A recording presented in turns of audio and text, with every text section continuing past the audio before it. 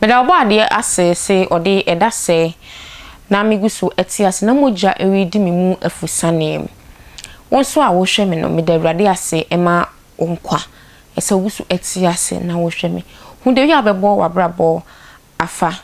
enyemfa babia enye wayi keke hu adamfo a obefa ewo wabrabo hu nipa a woni no ebe nante se wonye too sure na se wonji nipa ni eni a odo ewu me pa achewo na watwe ho afiri nipa no ho se ni bi sisi uso nipa obe se nipa obe se ya twe ho afiri nipa no na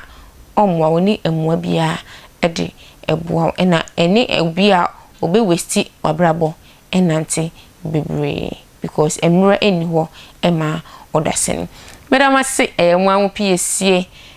nana tili nguswa etimakunya kese mu ewo attention tv asese bibe jai ensem na guho se ku ho ene de ene ensem ya me de beja guho de ene esu se o my Ghana ene esofo man ne chesa ise spawuru na ache sa ene asem no emu odzen obi ka se mu ya den ankasa ya nana ba ko pe nana nkwaso nana Kwaku Bonsam waba bonten ababeka ensem bi eliafa Reverend Owusu Bempah when he dissing be what and he left and right and he one man say fuka waye na nkasa ni mu odin nana Kwaku Bonsam nana nkwaso nana we die odi amma Reverend Owusu Bempah nkasa Ghana fo enyem na mekon nana Kwaku Bonsam abeji Reverend Owusu Bempah wakana dwe he adwen obi ntime nka no ono de the seconds and the start and wobe gu wa dese na nkasa mo no say yes umpanya obeje ne bag nana se dey na o ka kire Reverend Owusu Bempah mumi enko na mumi nkutie ensem a nana Kwaku Bonsam aka kire Reverend Owusu Bempah. From Nana Kwaku Bonsam, the great authentic man, all three shall pass away except Pramotri, to some of the pastors that they are fighting in Ghana here. When you come on it, please share the video. Try to share this video. Immediately you come on it, you need to share the video and God will bless you. There was a fight between Reverend Owusu Bempah and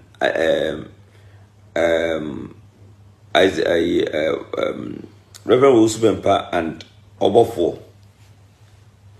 and this fight is be authentic fight. It's not a be small fight between both of them. And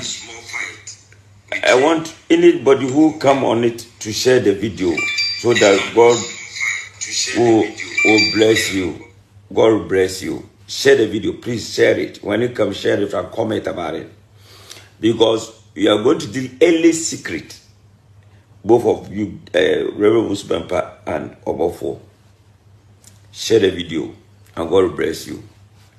We see some time ago, my own uncle, Reverend Owusu Bempah, come on the social media say he's going to bend me and my ghost. She's going to bend me and my ghost Kofi will come to the shrine to bend me. You see, what Reverend Owusu Bempah sometimes he was doing, she make himself say, oh, you know what to say, akwala. She make himself like maybe he's a small boy. What you say, but you are not small boy. Reverend Owusu Bempah, I want to tell you, you are not a small boy. We need to change. One say, we, when you change, bro, yen myself is having previous, yenma sebi prebiasa ubusira di atem yenima hyehyɛ ana sei na Kwaku Bonsam ho fi ana ho kankan Reverend Owusu Bempah bekasa nneema we nyina di akyerɛw obedi di atem na ne nkwala ne bi mso hyɛ ase na omu di atem ye video di atem eni ade nyina no hwɛ enemlim no da bia mekon se agrada ebenya problem nyina fafiri Reverend Owusu Bempah ofka ho bi agada ebenya problem efafiri Reverend Owusu Bempah oka ho bi if he say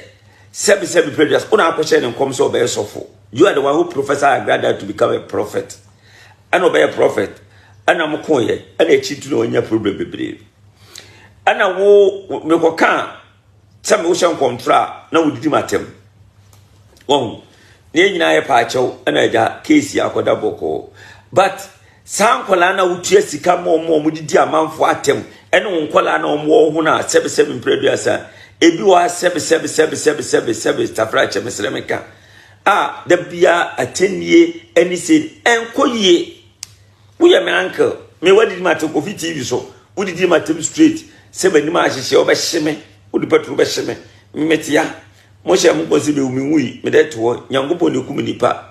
enti de meka che onyina se wofa you have to change so what I say sankola asem ketenketini je kire die de nyame du be so do se awie se football ne ba wo ka akọ retirement what I say wo call retirement enti nkola na omo ba no woman also support woman. There is no need for you to come to social media as the Biana overseer tonka and I say and I where I say and I say now uncle lady diatem now sheba how come say was off over for akola kitwa we small boy we say uti be discuss what did you about for atem over for akola kitwa we that small boy